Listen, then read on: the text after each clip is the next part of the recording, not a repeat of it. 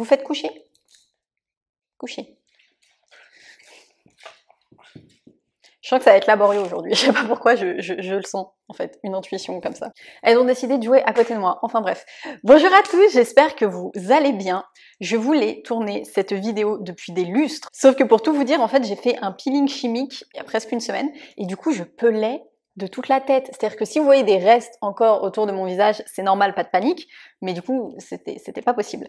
Donc je vous retrouve aujourd'hui pour une vidéo mode, parce que depuis que je suis en Suisse, j'adore observer les gens. D'ailleurs, j'espère que mes nouvelles compatriotes suisses ne me tiendront pas rigueur de cette vidéo. Je voulais faire cette vidéo depuis longtemps. En fait, c'est sur ces articles mode, luxe, enfin ces articles de luxe que je n'achèterai probablement jamais. Enfin pas, je veux pas dire jamais, mais que je n'achèterai pas. Disclaimer, déjà, si vous avez ces articles, ça veut pas dire que ce n'est pas beau, que ce n'est pas bien, enfin vous faites ce que vous voulez de votre argent, quoi.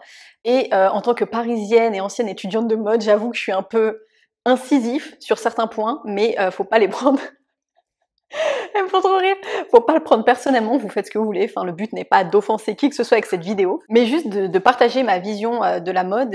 Voilà, surtout qu'il y a Noël qui approche, donc on est en train un peu de faire nos wishlist, et je me disais, bah, ces articles-là, voilà, je n'en veux pas, je trouve que ça ne vaut pas le coup financièrement. Le tout premier article mode que je n'achèterai jamais, je suis désolée d'avance si je risque d'offenser certaines personnes avec cet article-là, c'est la ceinture Gucci. Alors j'adore Gucci, attention, on va pas me taper sur les doigts, mais je trouve que cette ceinture avec le logo, je trouve ça absolument vulgaire. Ça n'a aucune élégance, aucune classe, ça n'apporte rien à une tenue, trop tape à l'œil, ça n'a rien d'élégant, ça n'a rien de fashion, ça n'a rien de... Je n'aime vraiment pas cet article. J'aime pas en fait les gros logos comme ça, imposés quelque part. En alternative, par exemple, j'aimerais bien... Alors pourtant, ça reste un logo, mais le logo Céline qui est un peu plus discret, ou sinon il y a les Hermès. Pas le Hermès avec le H, attention, je vous vois venir. Le Hermès qui est comme les bracelets, vous savez, comme le Kelly ou le Birkin, je sais plus. Deuxième article. Je suis morte, mon mec il va me tuer quand il va voir ça. C'est les boucles d'oreilles Chanel. Déjà, je vais me justifier tout de suite, parce que ça a été absolument vu et porté partout. Je ne comprends pas l'intérêt pour ces boucles d'oreilles, parce que ce n'est même pas de l'or. En fait, c'est des bijoux fantaisie que vous allez payer, je sais même pas combien ça coûte, 500 balles peut-être. Ce n'est pas de l'or, ce n'est pas des diamants, ce n'est pas des perles, c'est des bijoux en toc, en fait. Et vous avez, encore une fois, voilà, moi je suis pas fan du logo, enfin des logos en règle générale, aussi voyant. Donc là, vous avez juste le petit double C là. Je comprends pas. Pour le même prix, vous pouvez avoir des diamants, vous pouvez avoir des boucles d'oreilles bien plus élégantes. Bon, alors c'est pas le même prix, mais celles-ci, par exemple, ce sont des Tiffany, donc c'est de l'or, un diamant et une perle. Et vous voyez, quand vous voyez mes oreilles, bon là de loin ça ne se voit pas, mais quand vous êtes en face de moi, tu ne te doutes pas de la marque que c'est. Et je préfère vraiment cette approche-là, surtout dans les bijoux. Je trouve que les bijoux c'est un investissement, et quitte à dépenser cette somme-là, bah autant avoir en fait de l'or, tout simplement. Donc je trouve vraiment que ces boucles d'oreilles-là, à une époque c'était ultra tendance, mais je trouve ça un peu has-been. Autre article, et ça par contre, il y a des années j'avais voulu une paire, c'est une paire de chaussures, c'est la marque Louboutin. Alors je sais pas si c'était la même chose en Suisse, mais en France, la marque a eu enfin son image de marque a subi un gros coup, parce que ça a été porté par des personnes de télé-réalité. On va appeler un chat, ça a été porté par des personnes de télé-réalité, et ce n'était pas du tout l'image de marque que Christian Louboutin souhaitait. Donc ça a été hyper vulgarisé, on voyait ça vraiment partout, alors qu'il y a 10 ans, je me souviens, c'était vraiment la chaussure élégante de la femme à voir, c'était vraiment un truc de fou, tout le monde voulait ces chaussures, et maintenant je trouve que ça a un peu été relayé au second plan, c'est un peu vulgaire, c'est un peu m'as-tu vu, c'est un peu trop tape à l'œil aussi. Pour moi, c'est des chaussures qui malheureusement, bien que la forme soit toujours incontournable, la marque, l'image de marque, c'est plus quelque chose que je trouve élégant comme il y a 10 ou 5 ans peut-être, 5-10 ans. La semelle rouge, c'était vraiment un mythe, et je trouve que malheureusement ce mythe, il s'est un peu épuisé. Là, c'est encore des chaussures, c'est des baskets Balenciaga. Alors vous vous souvenez, il y a, je sais même pas, pour moi c'était il y a 4 ans, je sais 4-5 ans. En fait, je trouve que cette trend, elle a été trop usée, faut arrêter. C'était la mode de ces grosses baskets. Donc Balenciaga en a fait, Louis Vuitton en a fait. C'était vraiment des baskets qui étaient énormes, qui faisaient des pieds, on aurait dit des schtroumpfs. J'ai jamais compris l'engouement pour ces baskets. On les a vues absolument partout. C'était vraiment la tendance de ces immenses baskets, mais immondes. Déjà, je suis pas fan des baskets de base. J'ai une paire de Balenciaga, je vous mettrai une photo, ce n'est pas du tout la même, c'est une paire beaucoup plus fine, mais ça fait pas en fait cet effet, je trouve que c'est absolument pas flatteur, et pour la silhouette, ça ne va avec rien.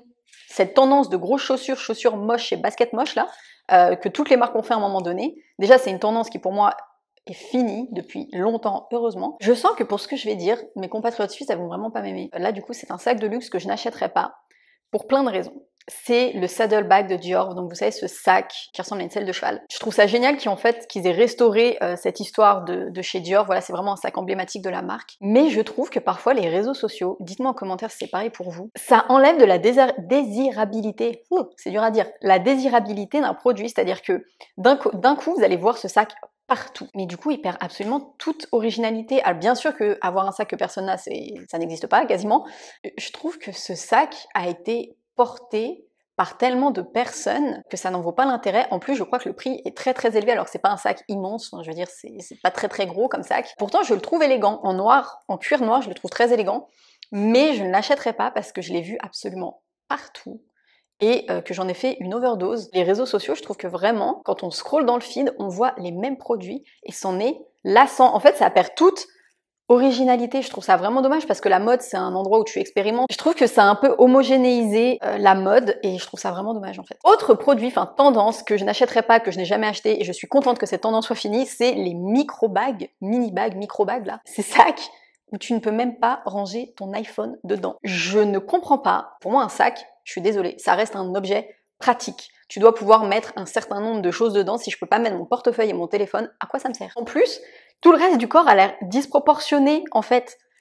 T'as l'air juste énorme avec ton mini truc que tu peux même pas tenir. Cette tendance, elle est vraiment partie en vrille parce que du coup, les gens achetaient des sacs et mettaient des micro-sacs sur leurs sacs. Un autre sac que je n'achèterai jamais, je peux dire jamais parce que je le sais et que je n'ai jamais acheté, pourtant c'était tellement tendance quand j'étais au lycée, c'était le Speedy de Louis Vuitton. C'était vraiment le sac que les filles s'achetaient en premier. Vous savez, cette espèce de sac bowling.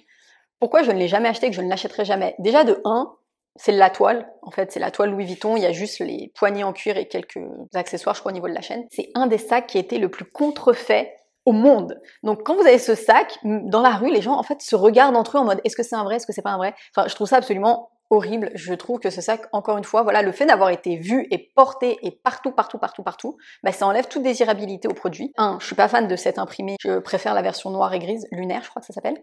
2, c'est de la toile et pas du cuir, donc pas d'intérêt pour moi. 3, trop vu et surtout beaucoup trop contrefait. Avant-dernier article, et c'est là où toutes mes nouvelles compatriotes vont me détester. J'essaie de trouver les bons arguments parce que ça va faire polémique, je le sens.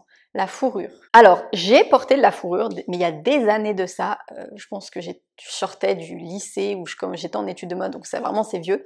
Mais la fourrure, en 2022, je n'en achèterai pas. Enfin, ça fait des années que j'en achète plus déjà. Il faut arrêter.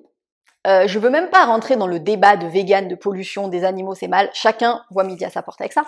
Mais la fourrure, je veux dire quand des grandes marques comme Chanel ou autres arrêtent le cuir exotique, arrêtent la fourrure, certaines marques ont totalement arrêté la fourrure, pourquoi tu persistes à acheter de la fourrure en hiver? Je veux dire, on est tous au courant des enjeux et des causes et des animaux, enfin tout ça qu'il y a derrière, que tu peux avoir des alternatives. Bonjour. De qualité. Bon, puis en plus j'ai 3 chiens, donc voilà, pour moi c'est pas possible. Quand je mets le manteau, j'ai l'impression d'avoir ma chienne sur le dos. Je trouve pas ça hyper élégant. Je trouve ça limite vulgaire en 2022 de porter de la fourrure, tout simplement parce que à l'époque c'était un signe de richesse, mais maintenant c'est vraiment un signe ostentatoire de richesse et pour moi de mauvais goût. Je suis désolée parce que je sais qu'ici en Suisse elles mettent énormément de fourrure.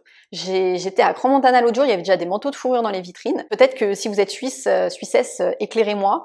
Pourquoi est-ce que vous persistez à mettre de la fourrure? Dernier article, alors je ne dirais pas jamais, mais je suis presque sûre que je ne l'achèterai pas, c'est, on va encore m'engueuler c'est sûr, c'est la collection Love de chez Cartier.